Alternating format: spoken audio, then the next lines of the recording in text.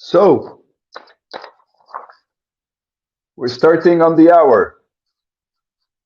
I'd like to welcome everyone, attendees and panelists. It's a great pleasure to have you all here and a privilege to play your moderator role today on today's session. As you're all aware, we live in a comply or die day and age, be it on the reputational front, to be in line with regulatory requirements or mitigate financial risk. De-risking is the key word, the due process, the magic that whitelists people, money, and companies. To gain clarity on these crucial topics, we'll be covering a pretty dense agenda to navigate between the current environment and challenges, how companies ensure their roles and responsibilities, how comprehensive DDs are investigated, and what challenges we're facing in that process. We'll conclude with the role of technology in due diligence. So this is pretty much the agenda for today. So I'd like to welcome every esteemed panelist, Scott, Rigel, Anton, James, and Wasim, who's also a colleague.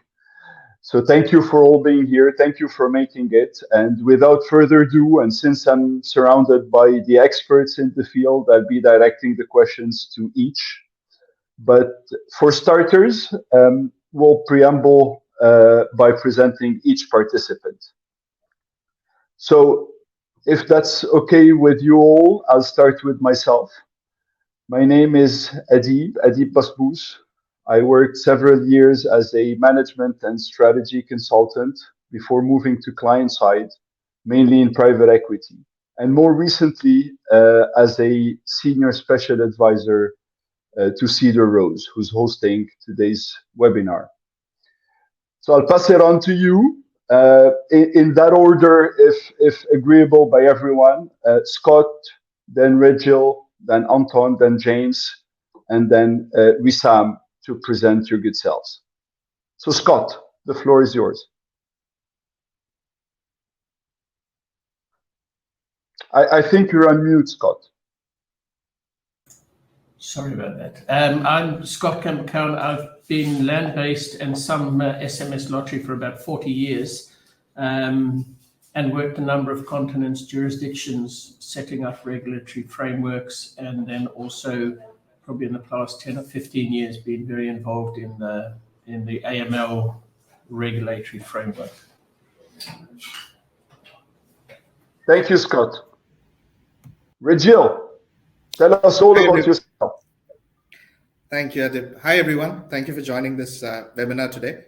I'm Rajal Kumar Rajan. I'm a fraud and forensics professional with over 18 years of experience conducting fraud investigations, digital forensics, and data analytics. I've also supported many of my clients in their compliance transformation journey.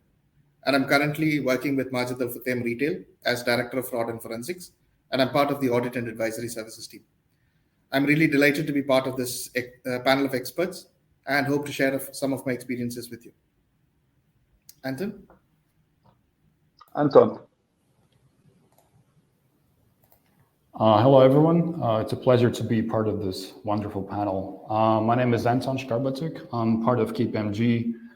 I specialize in corporate intelligence, and I've been part of the corporate intelligence with KPMG for roughly 9 years. Originally started at KPMG Russia, also worked at KPMG in the UK for some time. In terms of my specialisms, I provide due diligence services, obviously asset tracing, litigation support, and investigation support. So that's the primary service lines that I'm focusing on.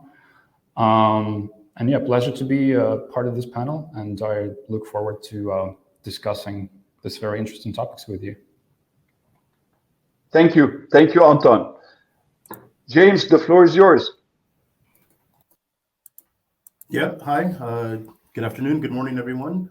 First of all, thank you, Cedar Rose, for the invitation to participate in this panel discussion.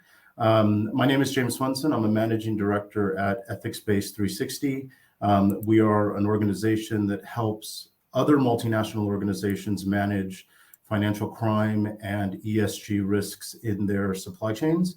Quite specifically, I look after our managed services. So we have a team that provides enhanced due diligence on medium and high risk third parties. And I also look after a team that helps our customers with name screening, sanction screening, PEP screening, sort of remediating false positives and escalating true matches. So thank you very much again for the invitation. It's a pleasure to have you, James. The floor is now to Wasim, but I can't see him on screen. Wasim, are you there? Wasim?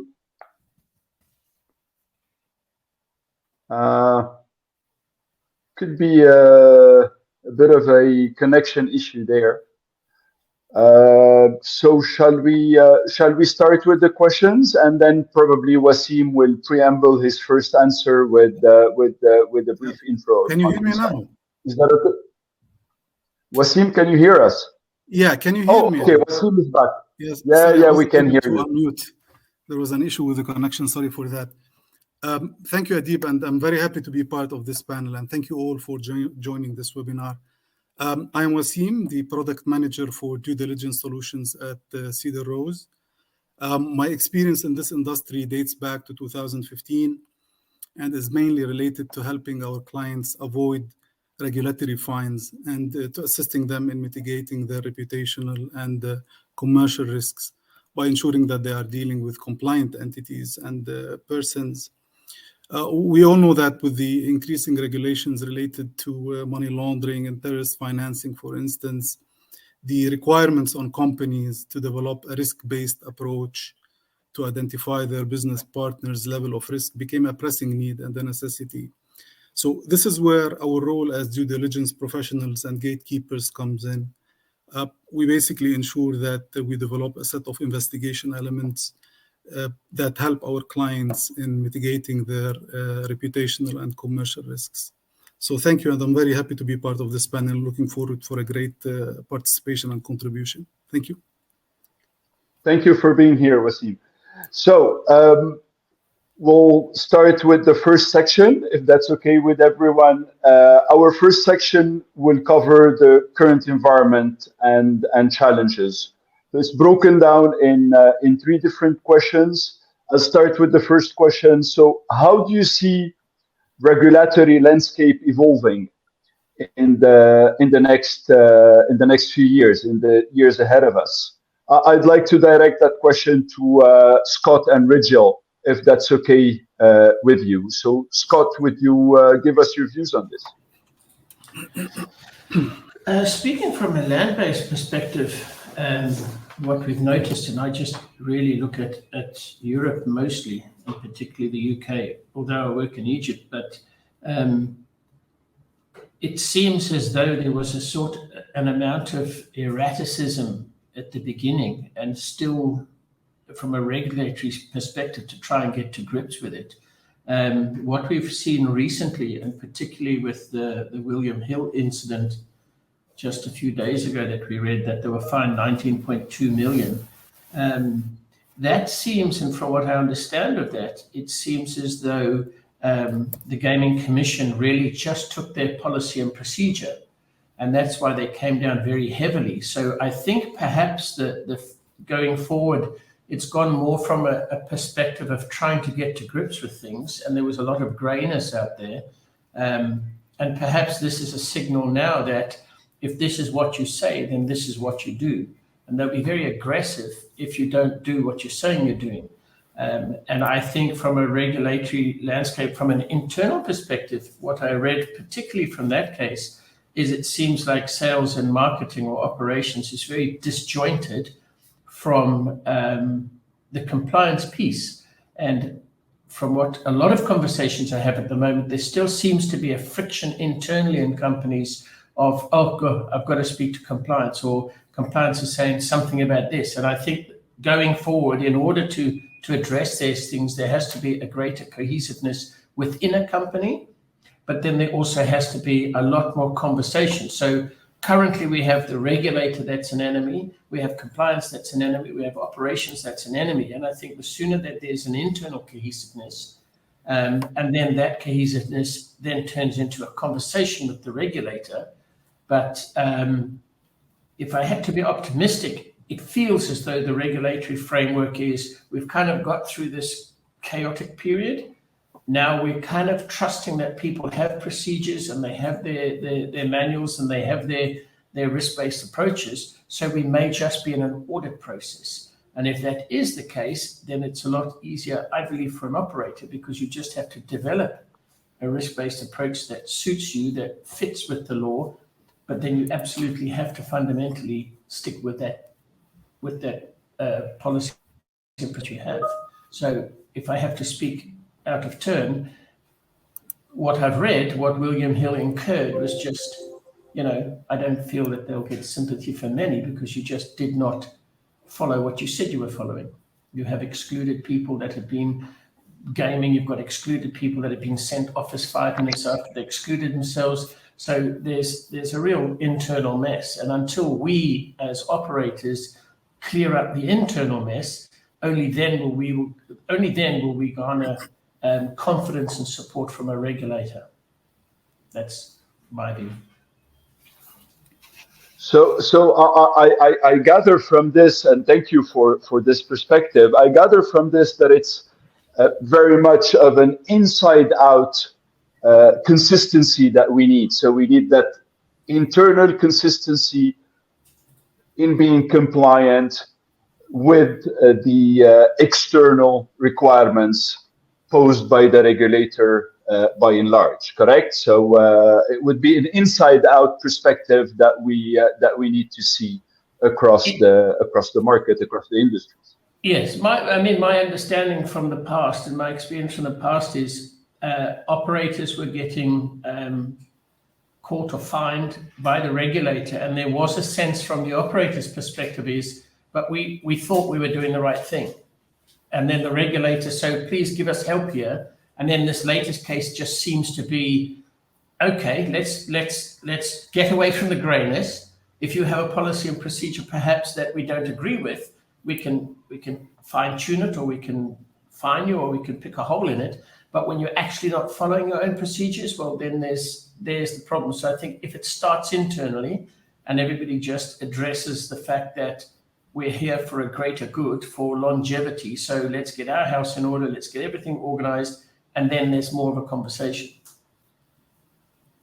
Interesting. So how would that apply to the different jurisdictions you're focusing on, Rijal? So if I was to add to that, being in the Middle East for a very long time, I can say that these regulations are evolving over time. And what I've seen over time is that now understanding the ultimate beneficiary owner is key of any organization, whether it be a supplier, vendor, and carving out the onion and reaching up to the end ultimate beneficiary owner is key. And then what has evolved over time is companies have also now gone beyond just knowing your customer. They're going beyond and understanding what the customer's business is and what kind of businesses are they involved in and who are their customers, so that they can, the organizations can understand the impact of that on their own business. In addition to this, ESG is a very common term that's used nowadays. And there's a lot of compliance requirements around it. And I feel regulatory requirements will follow up on that, where ESG requirements will be required to be followed by your suppliers as well as your customers. So I'm highlighting to the point that Scott just mentioned, which is the internal element. So in any organization, there's always 3 lines of defense. It's not just compliance or audit. Your first line of defense is your operations team, who is facing the customers, who are facing the suppliers day in, day out. And it is key for them to do sufficient amount of due diligence so that they protect the organization from any regulatory issues. Interesting. So we're really, at the eve of seeing a new value chain in that perspective being built internally with, Yes. Taking on board or overcome or to smoothen the defense lines. I like the defense lines. It's a very interesting insight, which brings me actually to the next point that Anton, if you help us cover that point, it would be great. It's really has to do with the common mistakes that organizations make when conducting due diligence. So from your perspective, what would be these most prevalent or most common mistakes? Sure, Dick, happy to cover that. Well, speaking from my experience, I would cover a few points here. So first mistake, I guess, would be, well, actually failing to conduct appropriate background checks in the first place. And that often happens when within the organization, there is no sort of independent process owner responsible for due diligence. And in these cases, organizations can sort of rush through the background check process just to get to the point of contracting and just go ahead with the project or supply or whatever the transaction may be, right? Or alternatively, background checks may be very, formal in nature and not capture the actual risks that may exist out there. Or another example would be, well, obviously there can be third parties that are more significant than others. For example, if there is a very significant transaction or a very high volume of transactions with a certain third party, that would need to undergo sort of more advanced, sort of enhanced due diligence. And if an organization doesn't do that, they are exposing themselves to very, significant risks that may be presented by a significant third party that they may be working with. Other point would be, I guess, relying too heavily on self-disclosure made by the third party. So as we all know, third parties can provide, responses to questionnaires that they fill in and, provide information about themselves, such as, shareholding structure, management structure, potential, dealings with, interaction with public officials or whatever it may be. And some organizations tend to rely on this sort of questionnaires to a great extent, which can lead to certain mistakes because some third parties may simply be reluctant to admit certain problems that they may have experienced in the past, or an employee who was just filling in this questionnaire may not be aware of all the issues that are out there. Or as we have seen in practice as well, when a third party is asked to sort of describe their possible interactions with public officials, they may not always understand the extent of the definition of public officials in the first place, or the nature of their affiliation, potential affiliation. So it's also important to check information independently, the information that's being provided to you by the third party.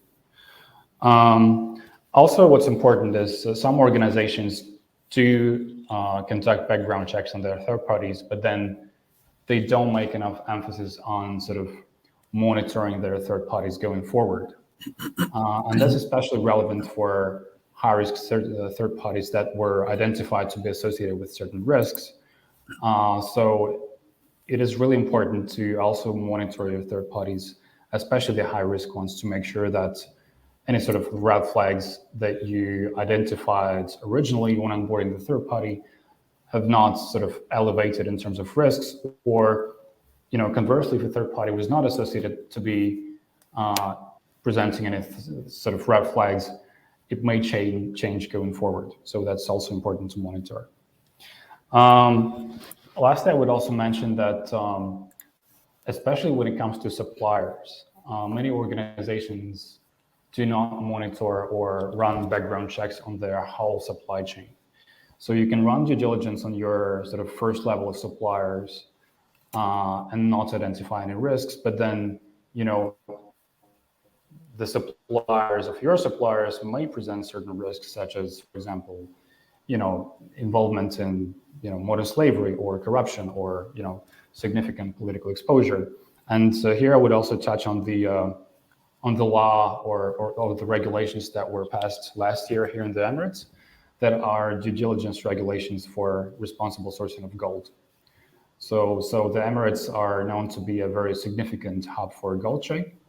And so the Ministry of Economy is trying to ensure that relevant market players such as gold refineries, for example, do their homework with the whole supply chain. And so it is increasingly important to run due diligence on your whole supply chain, targeting the first level of suppliers all the way through to the gold mining, for example, the gold miners that can be located in such jurisdictions as, for example, conflict-affected and high-risk areas, such as the Congo. And in this case, organizations need to run enhanced due diligence to make sure that their whole supply chain is clear of significant risks, and it is acceptable to work with a certain company. Interesting perspectives. So what would be the granulatory breakdown of to secure rubber stamping by a Big Four or equivalent household brand name when it comes to qualifying the different risk assessments, be it portfolio at risk, clients at risk, or supply chain at risk? Do you have some kind of a high-level breakdown of the granularity required, and where you draw the line between reliance on self-disclosure and the need for additional checks? Sure. Well, it would depend on the type of the organization that we're talking about, right? So if it's it can be a corporate that is involved in pharmaceuticals. It can be a corporate that is involved in, for example, as here in the Emirates, they're called designated non-financial businesses and professions. That, for example, would be, law firms or auditors, or, for example, gold traders or refineries. It can be financial institutions as well. So I would say it does depend on the sector, and it does depend on your geographical sort of coverage. And it is important because you need to understand what sort of regulations and laws are applicable to your organization. And so once you have this sort of regulatory compendium and you understand what sort of laws apply to your organization, you do also understand better what sort of third-party risks you might be exposed to. And so the second pillar would be to also understand your third-party universe, as you mentioned. So that can be suppliers, customers, vendors, and you need to have clear processes that will be described in your policies and procedures as to what level of due diligence would be required on each type of third parties. That would be dependent again on the laws and regulations that may be out there. So just an example of for example, in the Emirates, it can be the anti-money laundering law, the main one that was passed, I think, 5 years back. But also, if you, for example, operate in the Emirates, but you also have certain operations in the US or the UK, you may also fall under the United Kingdom Bribery Act and the FCPA, Foreign Corrupt Practices Act in the US. So you need to make sure that you have all of those laws in your spectrum, and you're to be able to demonstrate compliance and to ensure compliance, because also the parameters of screening might be different. And of course, what's also important is adopting a risk-based approach and just determining what your risk appetite is for different third-party risks. Thank you, Anton. So that links in. Without going into specifics, but that's it's very high level, but. Thank you. Thank you for the perspective. That links in beautifully with the next question, which I'd like to direct to James, and it has to do with evaluating the most significant regulatory risk or risks that organizations are currently facing or recently facing. Yeah, and I think the answer to that question will be very different depending on the organization that you're working with, or the jurisdictions where they operate, because obviously not all regulatory drivers impact organizations in the same way. But I mean, certainly from my perspective, at least working with customers around third-party risk, I think the main challenge that organizations are facing is largely what Anton just described, right? A lot of these new regulations that are coming into play that are really focusing more on kind of a human rights due diligence element, modern day slavery, environmental crime. And I think what we've seen in the industry is that kind of, some regulations that existed maybe 10 years ago, like UK Modern Slavery Act, really required organizations to report on efforts that they were taking. I think what we're starting to see now, with the German Supply Chain Due Diligence Act, I won't even pretend to pronounce it in German, but the Uyghur Forced Labor Act in the United States is regulations that are really putting more of a responsibility on organizations to operationalize this effort to eliminate human rights abuses in the supply chain. So, and of course, a lot of these new regulations that are coming into play, like the one in Germany, pending regulations that are expected to come out from the European Union. There's some similar legislation that is meant to come out in Canada. A lot of this is trans-jurisdictional, so it doesn't only apply to German-based companies. It applies to companies that have a presence in Germany, or companies that have a footprint in that particular jurisdiction. So I think the first and foremost risk is understanding whether or not these regulations apply to your organization. And then the second would be, how to really operationalize some of that. And I think the real challenge for a lot of organizations is this whole concept of, how deep do you go into the supply chain? And perhaps, if an organization has an existing anti-bribery and corruption type of third-party due diligence process, maybe that was dealing with direct suppliers and doing your risk assessment and your levels of due diligence. But now what we're seeing is much more emphasis around also the sourcing of raw materials, right? So we know, like in the US, for example, with the Uyghur Forced Labor Protection Act, it effectively bans, imports from certain regions in China unless organizations can demonstrate that they've done their due diligence and that they're confident that what they're importing is not impacted by forced labor. And I think a lot of that is going beyond just the organizations that you're dealing with, understanding where they in turn are sourcing materials and being able to demonstrate that level of due diligence. And of course, there is no, for me to tell you, for example, who your suppliers are, there's really no way to do that from an open source perspective. So you do need some form of collaborative due diligence with third parties where, you're asking them in turn, what policies do they have in place? How are they addressing some of these challenges? Are they doing due diligence on their suppliers and, understanding where they're getting some of their raw materials? So it is sort of a new challenge, I think, that a lot of organizations are really struggling to face. This whole concept of kind of expanding existing due diligence programs to cover some of these human rights issues and really understanding how far they need to go in that process.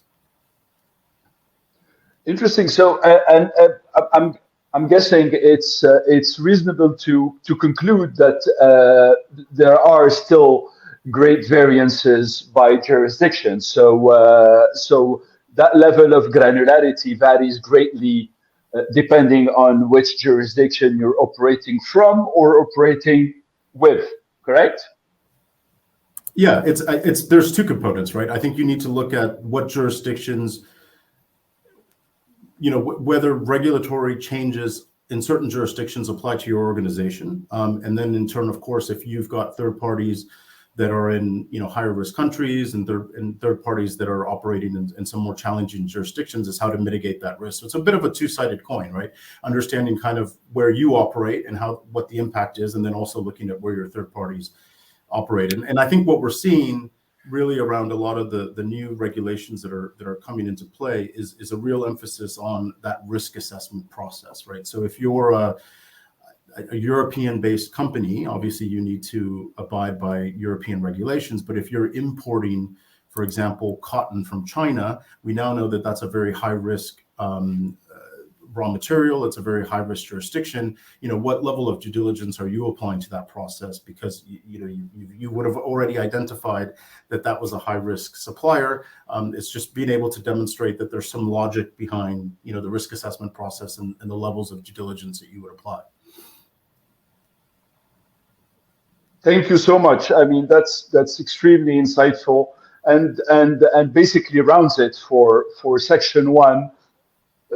Lending us naturally to section 2, which is a continuation, but exploring further the roles and responsibilities of organizations. And I'd like to direct the first question in section 2 to Wasim. So, what are some of the key responsibilities that organizations have when it comes to due diligence, and in the different variations thereof. Yeah, thank you, Adib. Well, ultimately, I believe that organizations have an external and internal obligations and concerns which lead them to conduct the due diligence investigations.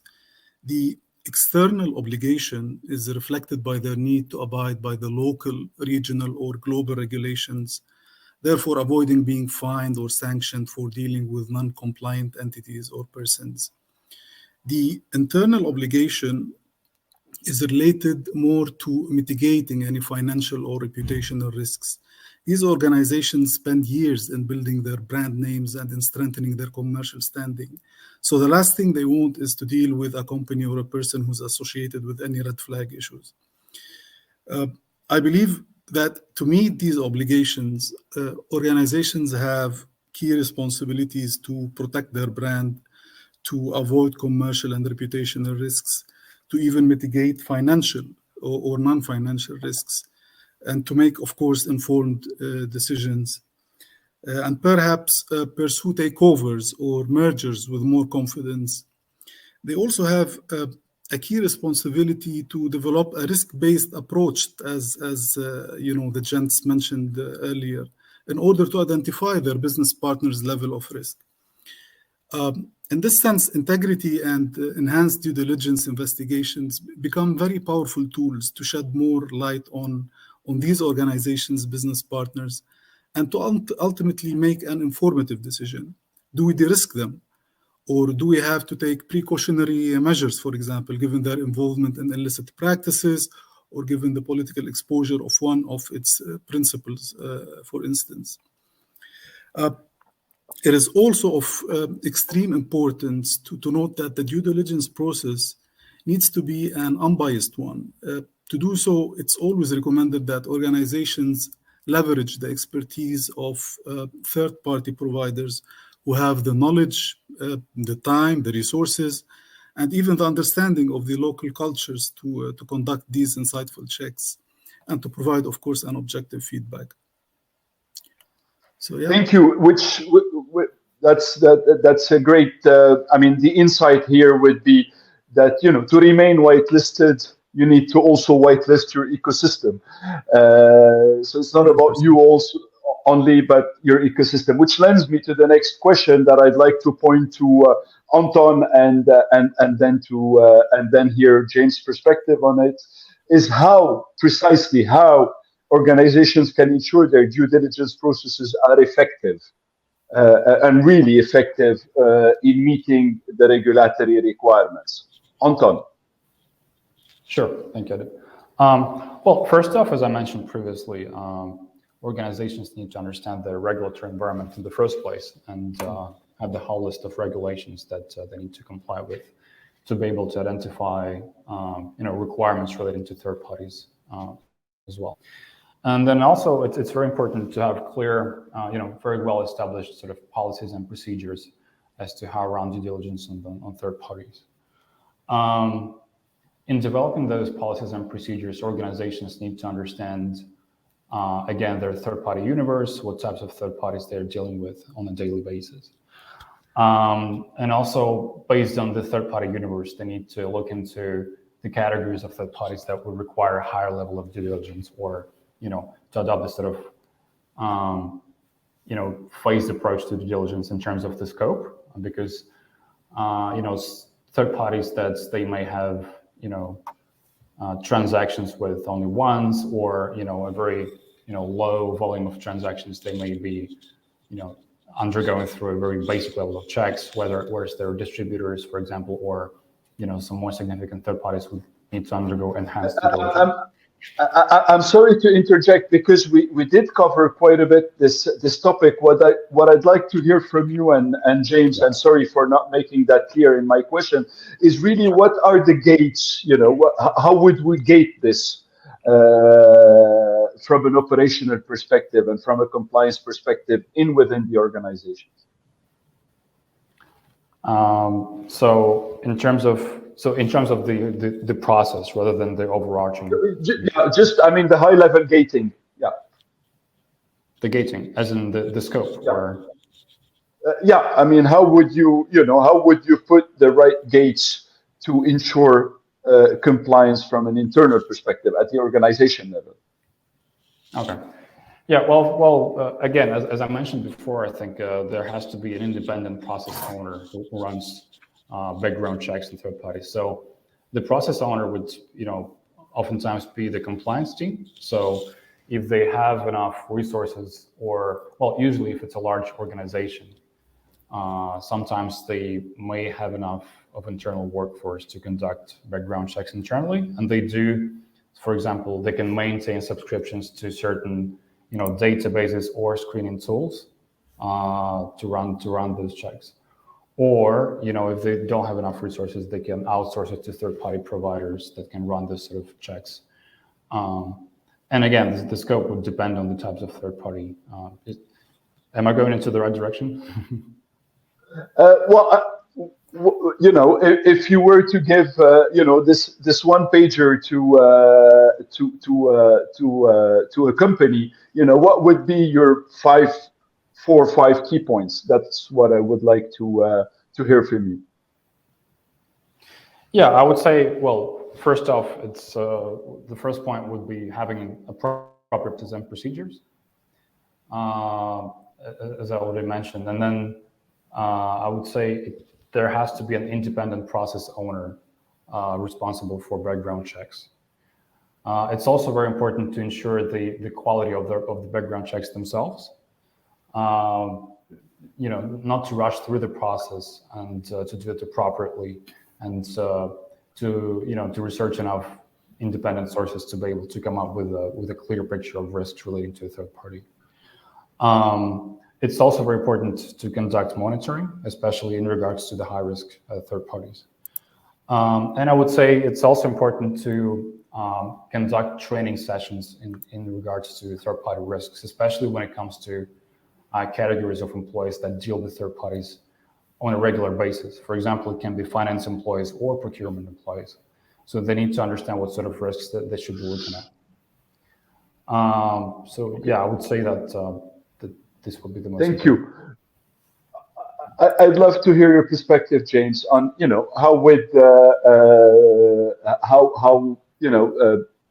what are the gates that organizations need to have in place to ensure regulatory compliance. Yeah, I mean, I think everything that was just discussed is commonly seen as sort of the central pillars of having a due diligence program. I mean, the only thing that I would add that I see a lot of organizations start to do is to really operationalize a lot of this with the use of technology, and to sort of avoid the opportunities for people to onboard third parties without going through this process, right? Because it's very easy to kind of lay out 5 steps, but if people don't follow those 5 steps, then that's where the challenges are. So, there are organizations now, particularly large ones, that have a lot of third parties, that in order to put a new vendor, a new supplier onto a payment system, right, in order to pay that provider for something, there might be an automated sort of initial risk assessment that takes place that says, okay, you're a supplier in a high-risk country, you're supplying me with a high-risk raw material, and we estimate that annual spend with the supplier is going to be over a certain amount. That all kind of goes into a giant calculator that then spits out to say, well, this is a high-risk third party. You now need to follow the following due diligence steps before that third party can actually be onboarded onto the system. So I think there is, and a lot of organizations are doing this already, but I think, looking at automated and technology-driven workflows to make sure that all these steps are being followed is definitely something that organizations are starting to implement more and more. Thank you so much. So, Regil, on to you. With these gates in place and this flagging mechanism, how do you see, or what would you describe as best practice for managing third-party risk? And where do you draw the line between what's conducted internally and what's conducted by external due diligence service providers? So I think when it comes to best practices, I believe already Anton and James have already covered most of it. So I think what is key is first to identify the third-party risks by, as Anton earlier mentioned, by conducting proper background checks. And the background checks needs to be conducted from a reputation, financial stability, and compliance history perspective. And it is also very important to understand what kind of data and systems these third parties have access to, so that you can take into consideration the breach and potential disruption of services. And I think another point that Anton has already mentioned is regular training and awareness. It's very key. It's not just about self-disclosure, that you get from your third parties. The people who are doing the due diligence process and the checks, they really need to be aware why are they doing it and what are the potential risks to the organization when they're doing it. Once they understand that, they will go above and beyond the normal due diligence checks. And the next one is to have open communication with your third-party suppliers.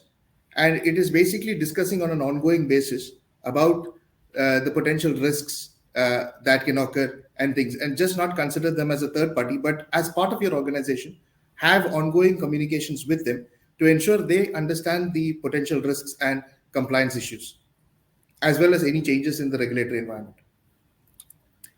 And finally, but in your specific case, I mean, Majid Al Futtaim is a leading retailer in the region. So in your specific case, how much of these are conducted internally and how much of these processes are entrusted to service providers, that provide you with due diligence or due diligence related services? So that depends on, it is scenario based. So majority of the thing, as James mentioned, we have technology solutions in place to do due diligence checks. And where we think there is a requirement that we need to have external parties or experts involved, especially being in retail industry, safety, health requirements, food safety is a specialist area that we need to consider. And for that, we have external party due diligence done. So depending on scenarios, we decide whether it has to be done internally or externally. And there are defined policies and procedures in place to handle that. Thank you so much. So we've rounded section 2, which brings us to the third section before last, which is how we conduct a comprehensive due diligence investigation. So what are some of the key elements of a comprehensive due diligence investigation? And these key elements in a comprehensive due diligence investigation, how would you break them up? Wasim, the question is yours. Yeah, thank you, Adib. Well, the comprehensive due diligence investigation process is an insightful process to making sure that the subject, whether it's a company or a person, is not associated with any red flag issues, money laundering schemes, fraud schemes, terrorist financing, etc., you name it. As far as organizations are concerned, it is essential that the corporate information related to the company under investigation is retrieved. This is the first step in any comprehensive due diligence investigation to understand whether this entity exists or whether it's a fictitious entity. It also helps in tracing its ownership structure. To do so, approaches to the respective local commercial authorities are conducted to trace this information. In the case where a person is being investigated, then confirming the identification information will be conducted to ensure the same. Now, the second step is more related to understanding whether this company or any of its direct principals are politically exposed, or whether they are listed on any global or local sanctions lists. In parallel, performing a media check in international and local languages is also a key element of the due diligence process, because in many cases, reported adverse news may be a trigger to conduct further investigations with the local commercial authorities. So, for example, if a company or an individual was reported to have been involved in a court case as a defendant, let us say, then this would trigger additional investigations with the respective legal authorities to trace the details of the court case when possible. The due diligence investigation also entails checking whether the subject whether the subject is a shareholder actually or a director in other companies. The search which applies to companies and persons is essential because throughout the search, the company or person under investigation might be traced to be associated with a sanctioned entity or politically exposed entity or person. So unveiling any possible links to entities or persons associated with fraud schemes or illicit practices via this directorship and shareholding check is key to the due diligence process. Now, of course, this directorship and shareholding check is also conducted on the principles of the company under investigation for the same purpose. The due diligence check also includes legal and bankruptcy checks on the company and person under investigation. Then a link analysis can be performed after tracing the ownership of the subject as well as its business affiliations and that of its principals. Another key element to the due diligence process is the human intelligence element, whereby a few well-placed sources within the business circle of the subject under investigation are discreetly approached to understand the subject's general reputation, commercial standing, possible involvement in red flag, and possible political exposure. The human obviously can also be conducted on the individuals for the same purpose. Now, I have listed a few key elements of the due diligence investigation, but of course, this type of investigation can be customized to include additional investigation elements based on the requirements of the clients.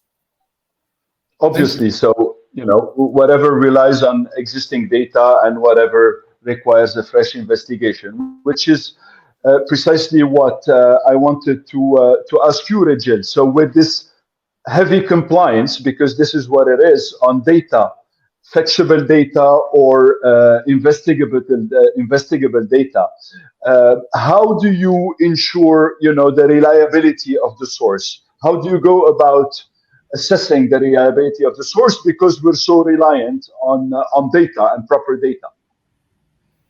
Yeah, so there are a few things that we can do to ensure the reliability of the source. So one is conducting background checks on the platform and the individuals from whom we are collecting the data. So this would be understanding their credentials, verification, and their reputation. And this can also include getting information from trusted sources. For example, media outlets, industry associations, government agencies, and professional organizations. So the next step would be to verify the information where possible, which is a critical step, which is cross-checking with other sources of information to ensure that they match, and also making sure that you can go back where possible to the primary source of that information. And the third part, which I believe, I think Anton mentioned, or was it James, is to assess the credibility and bias. Organizations should not have a bias when coming to providing information. So this can also be done by checking the organization's affiliations, the funding sources, and potential conflict of interest. And last but not least is to regularly review and update the information sources that you have.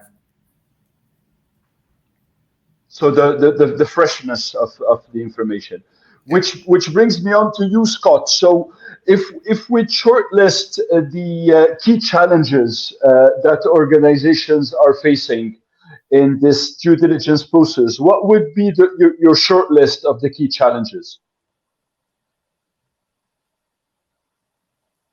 Scott, you're on mute. I'm sorry. I think first and foremost, particularly in the area I work currently, is information. And I think for me, the key challenge is service providers delivering information and credible information and depth of information, because what it's going to do for many organizations is going to, especially in our world, is avoid the conversation. So I think you can see in Europe, it's, we're done with it, just go and speak to the customer, which is very invasive for many people when they just see it as a means of entertainment. And particularly now that the regulators push that threshold down and down and down to, I think in Europe now it might even be £600 before you have to have a conversation. So, there is that discourse that, I spend £600 in a casino and I have to show somebody my bank accounts, but I can book a $5,000 holiday and nobody cares. So it's the information. What we found, which is very, very challenging, is prior to COVID, there were a number of service providers that provided seemingly quality information. Since COVID, everybody seems to have vanished.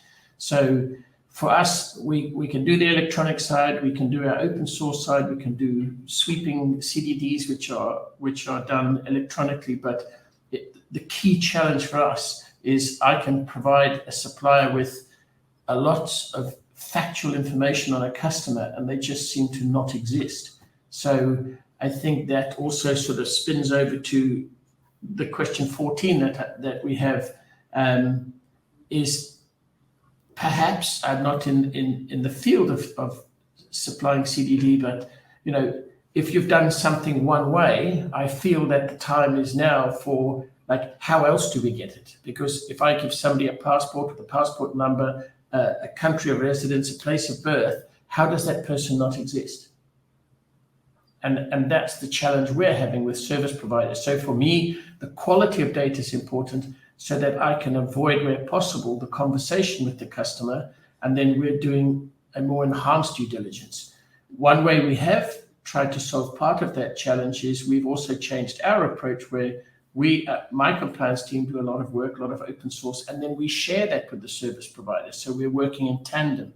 We're not just saying to the service provider, we need information. We're saying, let's work together on this. This is what we have. What do you have? But I say at the moment, if I'm asking third parties, if I get 75% return, that's a very, very high number. So there's still a piece missing. So what do we currently do, and what can we do slightly differently to get information? Because for me, some of people just don't exist. Thank you. So thank you. That makes that makes a lot of that triggers a lot of insights. What would be of importance now, because, and I know we've covered that to a certain extent, but not fully, is how does this differ from one jurisdiction to another? So the first, we'll try to, I'm sorry, I'm pressed by the organizers to try and shorten the answering time because of the hour.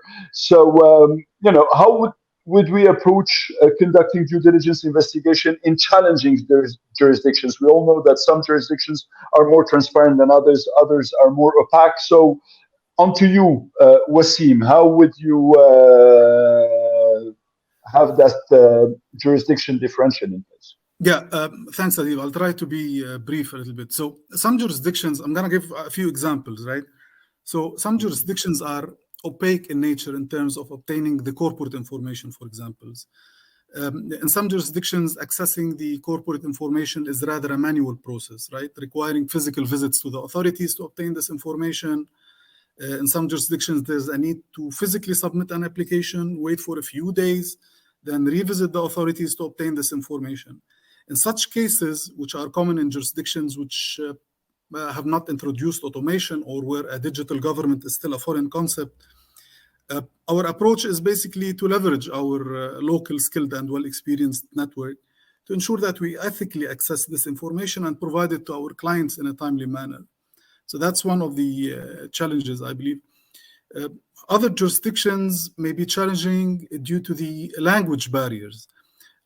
So the information may be made available only in local language only. So some organizations may not have internal resources to tackle this challenge and seek assistance from third parties who have the language skills and the cultural understanding of a specific region. One very important challenge is the fact that some corporate information is decentralized and in a specific jurisdiction and is not made available under one authority or in one centralized database. To tackle this challenge, we have developed over the years internal processes whereby we are able to trace this corporate information from the various sources within the same jurisdiction, and to inform our clients about the level of credibility of the source itself, as well as the information in this source. I also want to highlight that. Yeah, okay, fine. Just for the just trying to break it down, because I'd love to hear Anton's views on these. So, we have the systemic limitations, we have the cultural limitations, and we have some political limitations, if I understood you correctly. Anton, what would be your views on these, on this drawing the line between transparent and more opaque jurisdictions? Yeah, thanks, Adib. Sure. Well, as a corporate intelligence practitioner, that would be, when I hear challenging jurisdiction, I imagine a jurisdiction where it is difficult to identify relevant information from publicly available sources, right? So I would say, Wasim touched upon a lot of very relevant points as well, including human source intelligence in such jurisdictions. I would just add that I think it's also useful in this cases to request not just questionnaires from third parties, but also the documents where we can identify relevant information. For example, share certificates to confirm who they are owned by, or for example, annual reports, or not just responses to questions, but the actual documents where we can confirm information that may not be available from public sources, for example. Sometimes it's also useful to conduct follow-up interviews with third parties to ensure that we understand their sort of modus operandi, and then provide some insights to us in terms of level of risks they might represent in terms of dealing with public officials, for example, or dealing with jurisdictions that might be considered to be high risk by international organizations, for example. And also, actually site visits are usually very helpful, especially with third parties that are, as we know, are supposed to have certain assets to be able to operate and deliver on what they are going to deliver to us. For example, if it's a production company or a company that is supposed to have warehouses, for example, we need to go out there and we need to see for ourselves that their assets are out there and they will be able to deliver what they're supposed to deliver to us, for example. So also conscious of the time, and so I'm just going to cut it here. Thank you. I'd like to hear James' views and then Scott's views on the key challenges, that differentiate the type 1 jurisdiction, we'll call them the transparent jurisdictions, from the less transparent or more opaque jurisdictions. Yeah, I think we covered a lot of it already. The only other thing that I would say is that I think you've got two conflicting sort of regulatory pushes here, right? But on one side, the regulators are telling you to do more due diligence, to understand source of wealth, to get all this information about potential third parties. And at the same time, you've got this sort of data privacy push in a lot of jurisdictions. It's actually making that more and more challenging, right? And we saw that in Europe. There was the whole concept of these UBO registries that were going to solve everyone's problems and make due diligence much easier.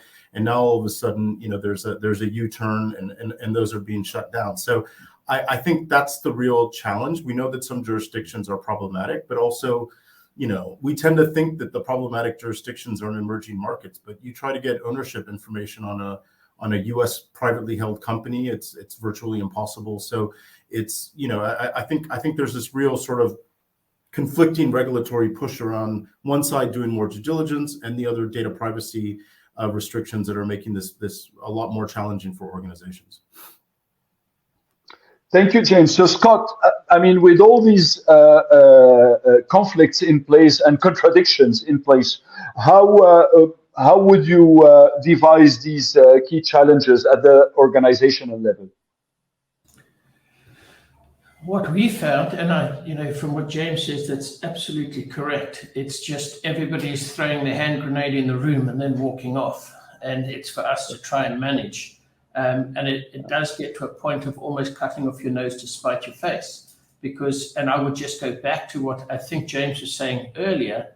The contradiction runs even deeper. So I think James used the example of cotton from China or something.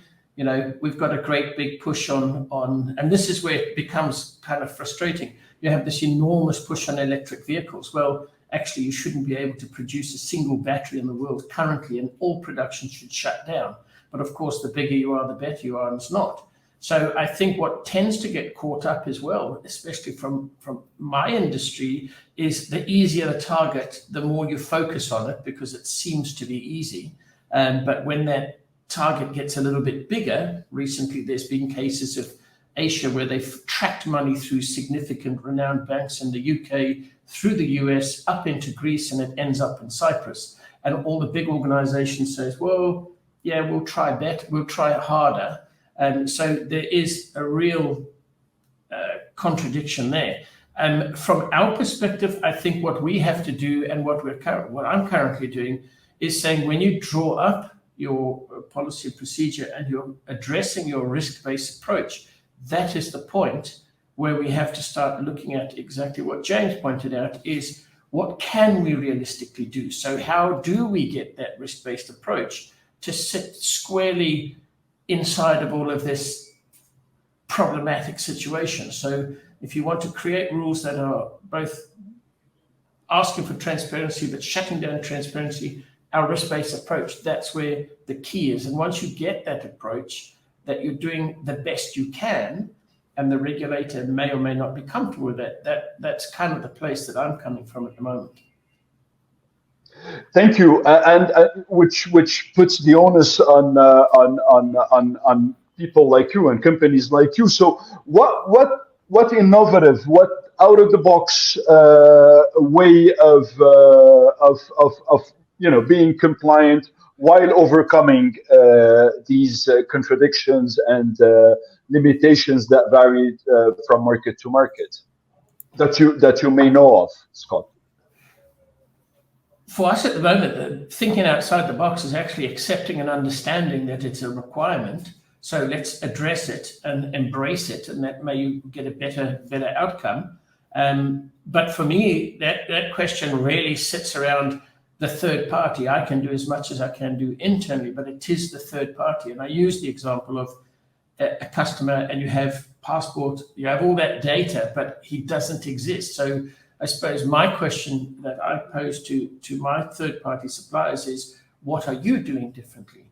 How can you be different? So if we look at so you did a due diligence search, let's say type 1 in the last 20 years, and then what James is now saying where, okay, there's all of these different restrictions, some, yes, you have to do it, but then you can't gather information. That's where I feel that the third-party supplier has to really start thinking outside the box to say, how do we address that sort of oxymoronic situation? Any use case or interesting illustration of doing it differently, doing it outside the box you came across lately? I think what I've experienced with Cedar Rose, particularly, and I'm not sponsoring you, but it is this case of, and if I am, I'll send you my banking account. But what I would say is that what I have experienced from this is you've got to find a third-party provider who is specialist in that field. So Cedar Rose provides a spectacular service in this field of the Middle East, North Africa. So that's the starting point. And then to think outside the box, that's something we have to do together. I can't send a request off and then be very angry when that request comes back insufficient. So it is that team working together to see how we think we can get a better outcome or think outside the box. So I think the partnership is a lot better. It needs to be a lot better, which I've experienced with Cedar Rose, because I have worked with companies that give me a return rate of 20, 25%, 17%. So I think key, if you want to think outside the box, find the specialists.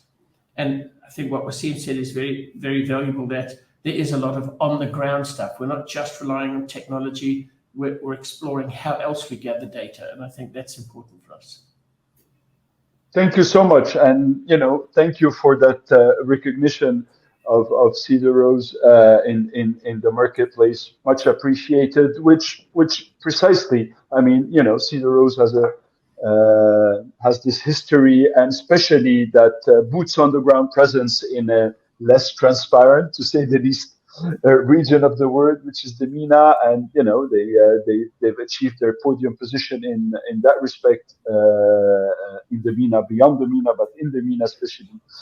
And one of the key critical factors in this all tech world of ours is on top of the human presence and the human capabilities, how does tech play a role in augmenting these capabilities, especially in due diligence? I'd love to hear Regil's views and then Scott's views on the key benefits.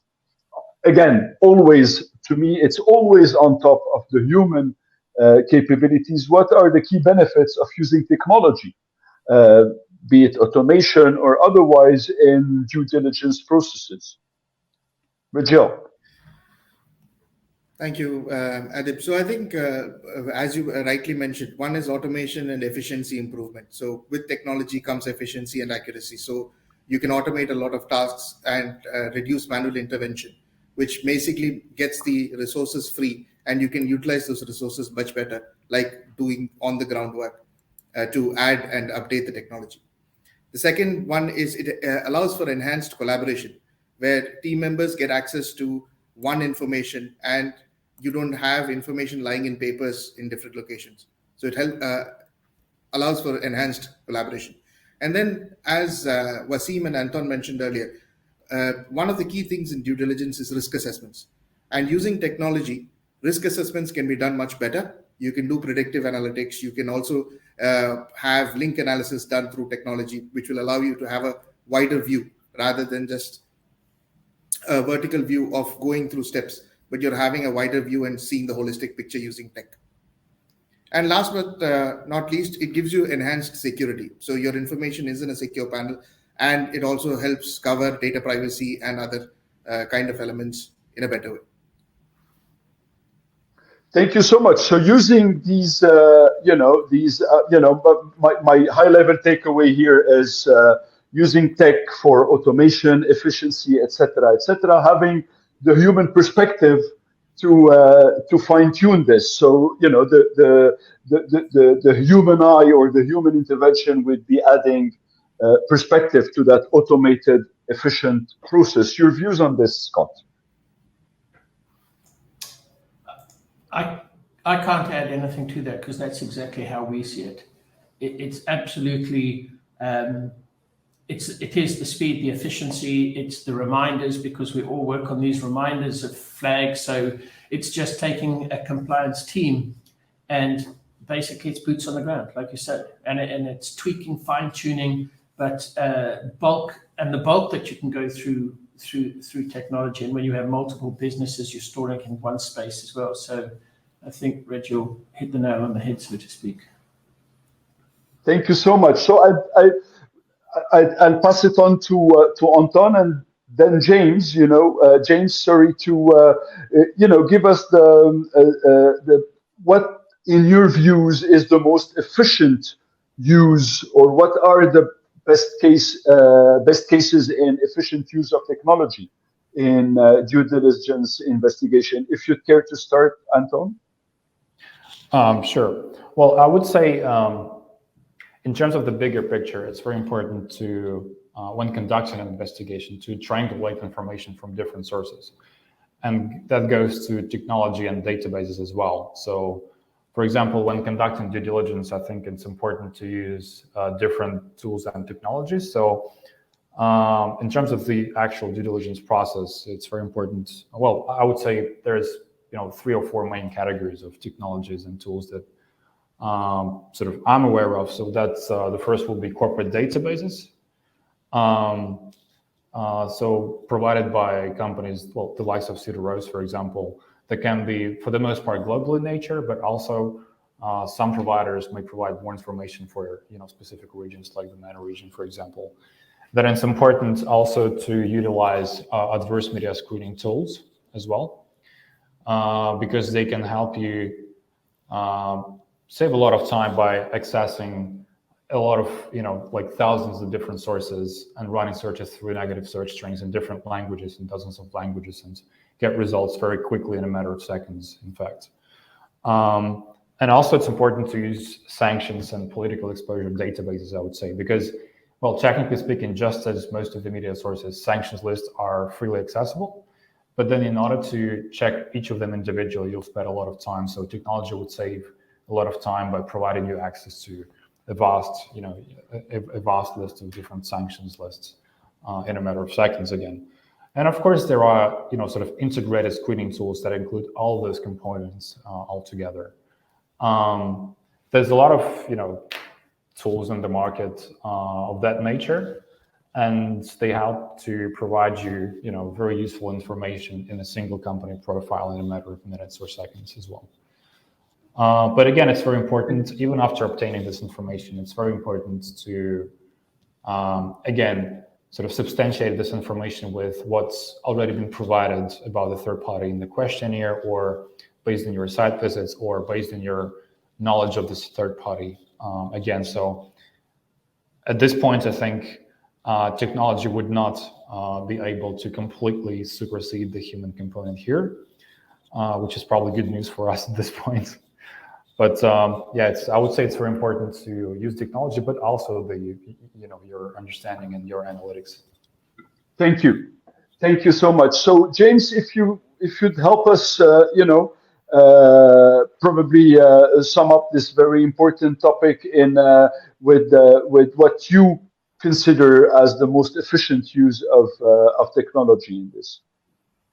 Yeah, I mean, illustrated by a specific best case.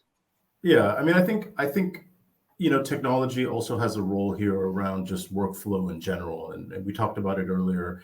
But you've got these sort of various steps that are part of a compliance process, and to the extent that can be put onto some sort of automated workflow, it just ensures standardization. It ensures consistency with process. It eliminates sort of manual deviations from that. So, I think there's technology out there that aims, to the extent possible, to kind of manage that end-to-end process, and things like screening and monitoring, and even sending out questionnaires and training. I mean, all of that can quite easily be automated now through technology, and a lot of organizations have been using that. I think as we look forward, certainly one of the things that's sort of high on our agenda is just understanding, some of these AI tools that have come out in the market recently, like the chat GPT, and understanding just what impact that's going to have on our industry. And I just last week, we did some due diligence reports on China, and I just took the link that our researchers found where they would summarize and translate the information, and I put it into the chat, and I said, summarize this in English, and it was just as accurate as what some of our team members were doing. So that technology is relatively new. I'm with Anton. I hope it doesn't replace us, but I think we need to be ready to embrace it and just understand how we can leverage it as practitioners to really, do our jobs better and more efficiently. But it's quite interesting, some of the things that are coming out that I think, traditionally we've done as a very manual process. But I think, there might be some impact there, and just the way we summarize and translate information is, should we be using AI tools, and that helps with translation, it helps with accuracy. So, I think it's a watch this space. Maybe we need to have this conversation in a couple of months, and we'll have very different answers. So, thank you. Yeah, I mean that's very much on the news. I was reading a report earlier this morning. AI is poised to replace 300 million jobs over the course of the next 10 years, which is absolutely massive. So on to you, Wasim, to conclude. What would be the limitations? What are the risks of over-reliance on technology, if I may say? Well, all right. I believe that technology is key to the due diligence. You have 30 seconds. Okay, I'm sorry, I can tell you this for a colleague. Okay, I'll cut it short. But basically, technology is key to the due diligence process. There's no doubt about it. In terms of accelerating the customer onboarding for organizations in a secure manner, via an instant screening functionality, for example, which would allow organizations to manage the risk and regularly monitor their clients, hence taking full control of the compliance process. But what happens after the initial compliance check is conducted on an entity or a person, and red flags are raised against them at this very initial stage? In other words, what happens if the entity or person was traced to be a high-risk subject? Does technology allow us at this stage to further investigate and conduct an in-depth assessment? I believe that in this case and at this level, there is still a need for human intervention to dig deeper and understand the reasons behind the red flags, hence providing a comprehensive assessment to the client. Therefore, relying heavily on technology when conducting due diligence is not recommended at this stage. In many instances, there is a need to conduct a human intelligence to informally understand the general reputation of an organization, as we mentioned earlier. The obtained feedback is normally not found in open sources, nor in commercial databases. This is pure personal feedback from sources familiar with the subject under investigation. How can we depend on technology to deliver these results at this stage?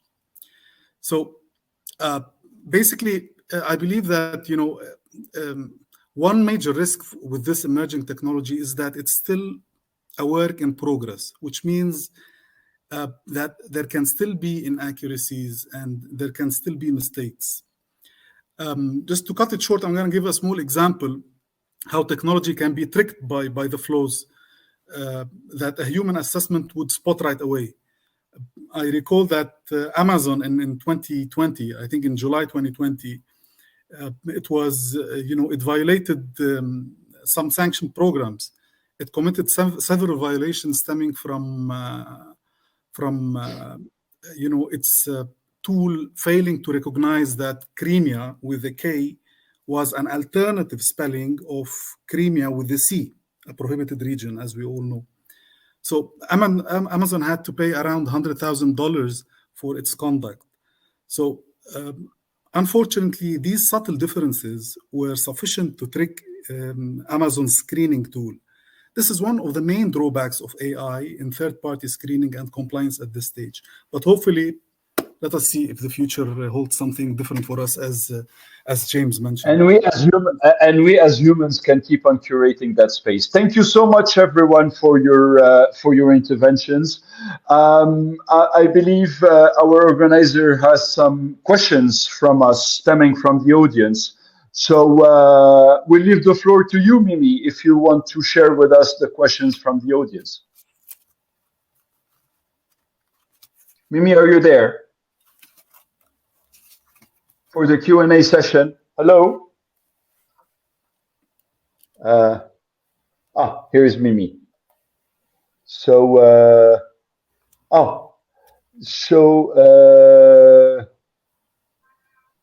okay, so I'm understanding from Mimi that so we can tackle the questions here. I'm receiving the questions. So the first question from Mr. Mario Panayotou: how can we support regulators to ensure that their requirements are tested in a way that is actually achievable by the operators? For example, when an operator asks for 2 independent sources of identification, however, the national database are not available for the operators for a second source other than the internal or external digital KYC onboarding process. Would you help us with this, Scott? I think first and foremost, if you have a national body or an association, it's an industry representative body. That's always a starting point, but it's a conversation. Same as what James was saying earlier, it's just a conversation. If we have a problem, we have to approach the authorities to say, how do we solve this? Because if it's not possible to get 2 sources, then the regulation has to change, or there has to be a coming together of minds to say, we want to do the right thing, you're the regulator, so how do we get there? Because sometimes maybe the rules, maybe their expectations are antiquated, maybe they're unrealistic, maybe they were put in place, but until we start interacting with the regulator, they won't know what our challenges are. So sometimes we just stand in a corner and get very frustrated. I think engaging with the regulator, they're not the enemy. Everybody should be on the same page, aiming for the same objective or outcome. Thank you, Scott, for this. So I'm just waiting for the other questions to be okay. So I'm guessing the remainder of the questions will be sent to us by email. Thank you, everyone. Thank you again. We've extended our allotted time by 20 minutes, but Mimi did a small miracle there. She's our angel today. She she made the extra 20 minutes happen. Thank you, everyone, for your interventions. Thank you for all your informed views and insights. I learned a lot today. I hope the audience as well. I'm sure the audience as well. So again, thank you very much for your attendance today, and looking forward to our next webinar. Thank you very much for the invite. Thank you, everyone. Bye-bye. Thank you so much. Bye. Thank you. Thank you, everyone. Thank you. Thank you. Thank you. Bye-bye.